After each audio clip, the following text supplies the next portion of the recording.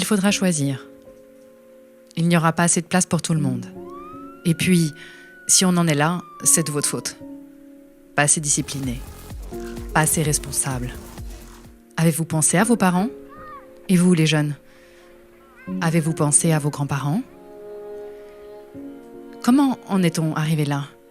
Dans un monde où une personne normale est celle qui dénonce son voisin et en demande encore plus.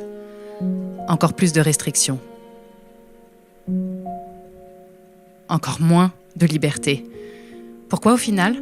Ah oui, sauver sa peau. Et celle de son voisin qu'on adore mais qu'on dénonce au moindre faux pas civique.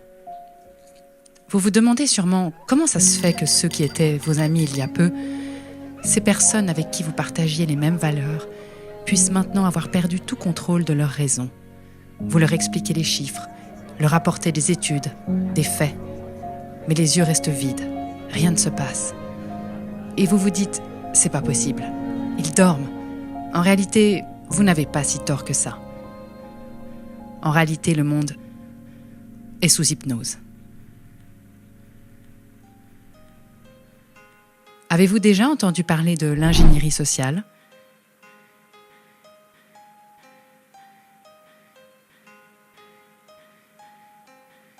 De la fabrique du consentement ? Je vais aller droit au but aujourd'hui. J'ai une question pour vous. Pensez-vous que ceux qui vous dirigent souhaitent votre bien ? Pensez-vous qu'il serait possible qu'ils vous connaissent mieux que vous ? Avez-vous entendu parler d'Edouard Bernays, neveu du célèbre psychanalyste Sigmund Freud ? Edouard Bernays, auteur du célèbre livre Propaganda, sorti en 1928, était aussi le grand-oncle d'une personne que vous connaissez bien. Il s'agit de Mark Randolph, le cofondateur et premier PDG de Netflix. Pour Edouard Bernays, une foule ne peut pas être considérée comme pensante. Elle ne réagit qu'à ses émotions. En 1916, le président Wilson devait sa réélection à une position pacifiste, utilisant le slogan « Grâce à moi, l'Amérique est restée en dehors du conflit européen ». En 1917, durant la Première Guerre mondiale, Bernays fait partie du Committee on Public Information, ou commission CRIL, créée par le président Wilson pour mettre sur pied un arsenal mental, une machinerie destinée à retourner l'opinion publique américaine et à la préparer à l'entrée en guerre, faisant de la propagande durant la Première Guerre mondiale les prémices d'une science, l'ingénierie sociale.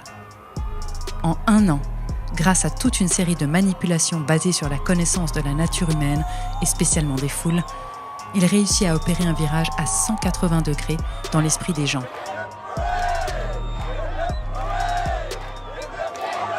Le peuple demande maintenant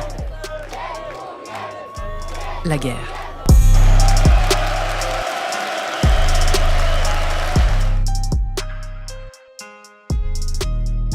Si tu ne connais pas ton cerveau, quelqu'un le fera pour toi. Et comme le disait l'ancien président français Nicolas Sarkozy, ce n'est pas la réalité qui compte, mais la perception de la réalité. Alors, comment changer votre perception ? Comment vous faire demander ce que vous n'auriez jamais demandé il y a encore un an ? Voici ma réponse en 10 étapes.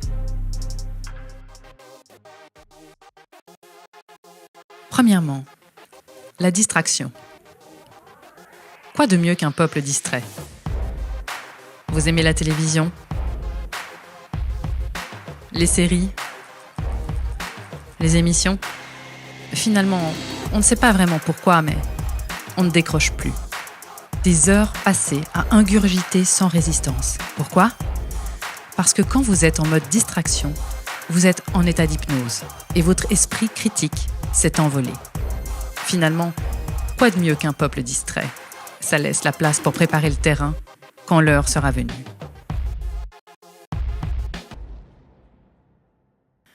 Deuxièmement, créer un problème pour mieux le résoudre.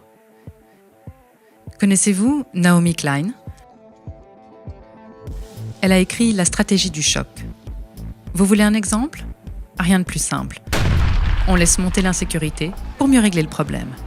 On laisse les choses s'envenimer Et si possible, on met un peu d'huile sur le feu. Quoi de mieux qu'un bon gros problème pour arriver ensuite comme un sauveur? Bon, c'est évidemment possible avec une crise économique. Vous saccagez l'économie de votre pays,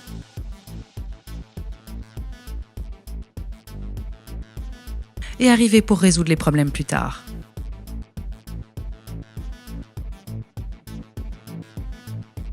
Pourquoi pas finalement un revenu universel à 800 € par exemple? On crée la pénurie de travail pour vendre le revenu universel dans l'esprit des gens. Pas mal, non? Ce que vous devez savoir sur l'être humain, c'est qu'il a 4 grands fantasmes fondamentaux archétypaux. Premièrement, l'intérêt matériel immédiat. Deuxièmement, la peur. Il a fortement besoin de sécurité et de normes. Troisièmement, l'érotisation. Quatrièmement, l'agressivité. Surtout, nous noterons la peur et l'érotisation. D'ailleurs, à ce propos, savez-vous ce qu'est le tititainment? Ce mot est un mot valise utilisé par le démocrate Brzezinski, membre de la commission trilatérale et ex-conseiller du président des États-Unis, Jimmy Carter, pendant la conclusion du premier State of the World Forum qui s'est tenu en 1995 à San Francisco. L'objectif de la rencontre était de déterminer l'état du monde, de suggérer des objectifs désirables, proposer des principes d'activité pour les atteindre et d'établir des politiques globales pour obtenir leur mise en œuvre. Les 500 hommes politiques, leaders économiques et scientifiques de premier plan réunis, parmi lesquels Mikhail Gorbatchev, George Bush père, Margaret Thatcher, Bill Gates, Ted Turner, sont arrivés à la conclusion que, dans le siècle à venir, 2/10 de la population active suffirait à maintenir l'activité de l'économie mondiale. Le problème se poserait alors sur la manière de gouverner 80% de la population restante, superflue dans la logique libérale, ne disposant pas de travail ni d'occasion d'aucun type, ce qui nourrira une frustration croissante. C'est ici qu'est entré en jeu le concept proposé par Brzezinski, qui a proposé le tititainment, un mélange d'aliments physiques et psychologiques qui endormirait les masses et contrôlerait leur frustration et leurs protestations prévisibles. Le même Brzezinski explique l'origine du terme tititainment, comme une combinaison des mots anglais tit, qui veut dire sain, et entertainment, ou divertissement. Finalement, on vous a donné à téter, tranquillement assis sur votre canapé, et pendant qu'on vous endormait, on a préparé ce qui est en train d'arriver. Au final, on trouve un moyen idéal pour inhiber la critique politique. Et voici comment arrive l'omniprésence de divertissements abrutissants et la satisfaction suffisante des besoins primaires humains. Troisième point,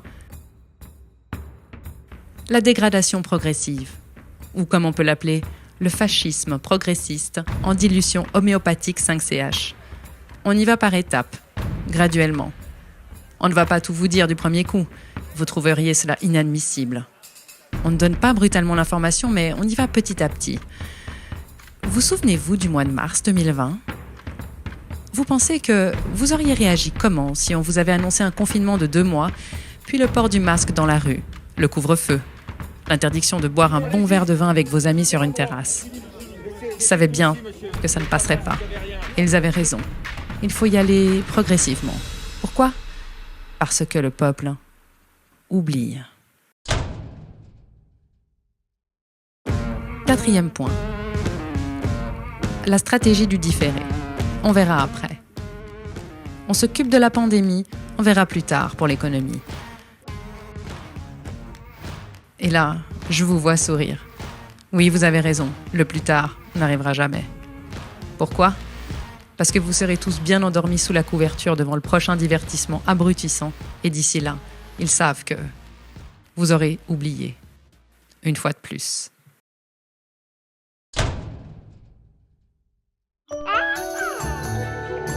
Cinquième point. S'adresser au public comme un enfant en bas âge. Finalement, la rengaine est identique. Le coronavirus est un virus qui s'attrape très facilement. Il fait tousser, éternuer, il fatigue, donne de la fièvre et mal à la tête. Et de ne pas rester trop près des gens, surtout s'ils toussent. Et pour protéger tout le monde, il faut tous rester chez soi. Peu importe le pays. Finalement, c'est de la faute des Français parce qu'ils ne mettent pas leur masque.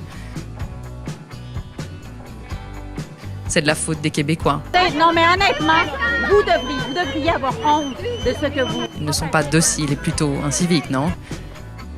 Ou alors, c'est de la faute des Belges. Ils sont si égoïstes.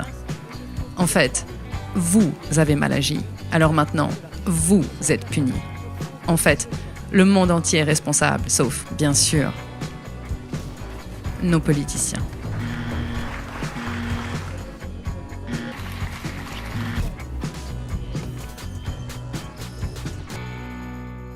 Sixième point.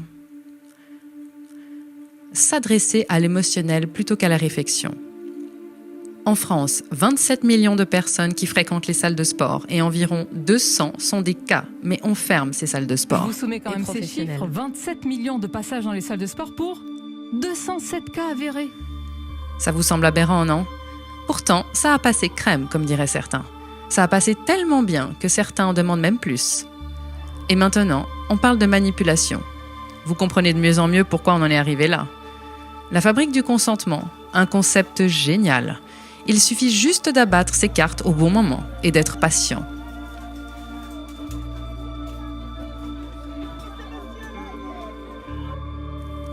La peur première est la peur de mourir. On a tous des traumatismes en nous, d'abus de pouvoir. Pensez à votre éducation, à vos moments d'injustice quand vous étiez punis. Qui n'a jamais été puni étant enfant? Il y en a parmi nous qui ont été privés de dessert, d'autres qui s'en sont moins bien sortis, avec des punitions vraiment plus violentes. Alors, on grandit physiquement, ça c'est sûr. Mais qu'en est-il de l'intérieur?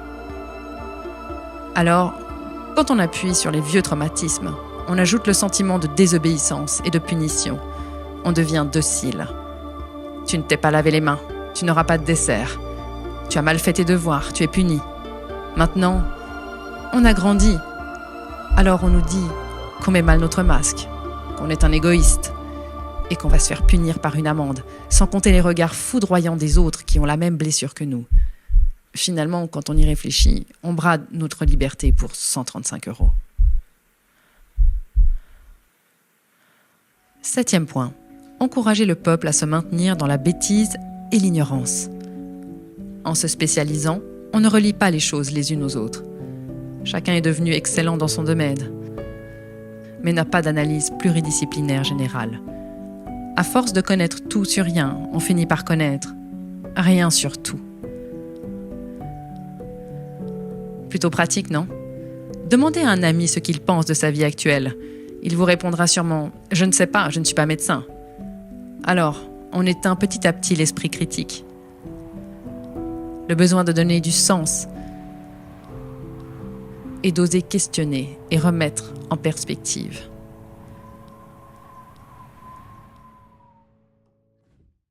Huitième point. Se complaire dans la médiocrité.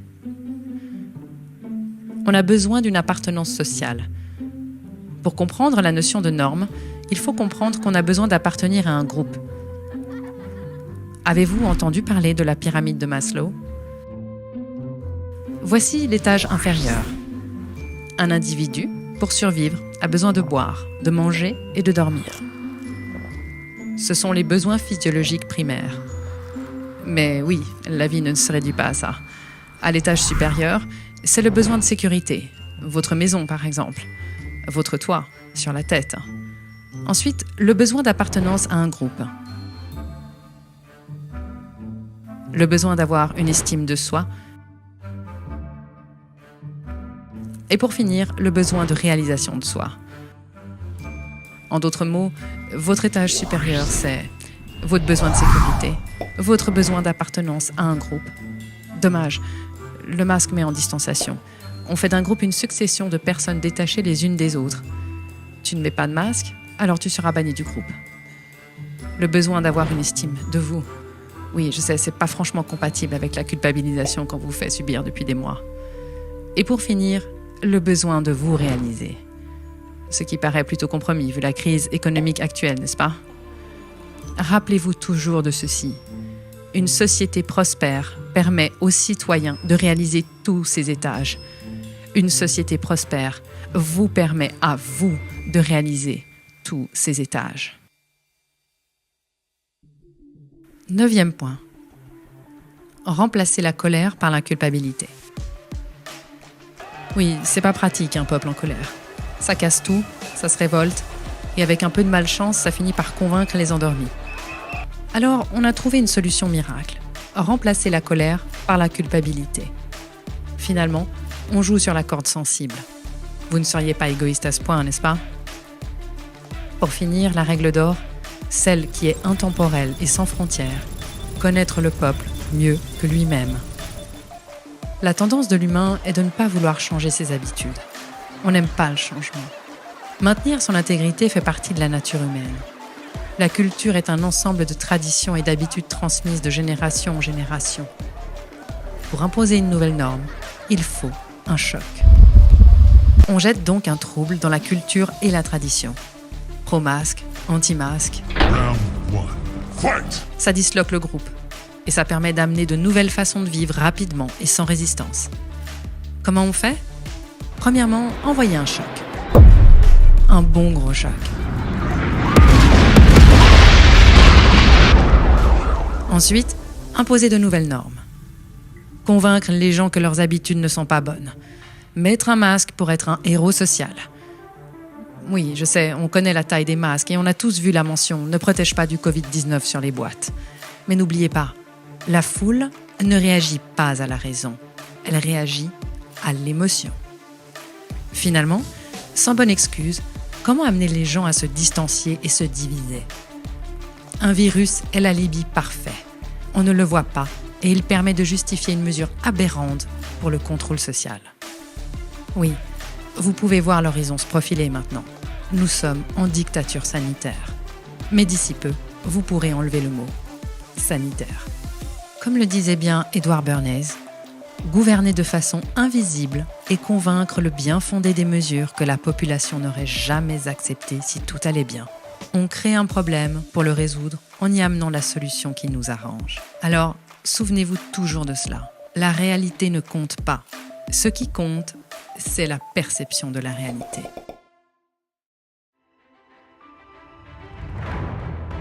On fait des débats d'opinion, mais au final, qu'est-ce qui repose réellement sur des faits?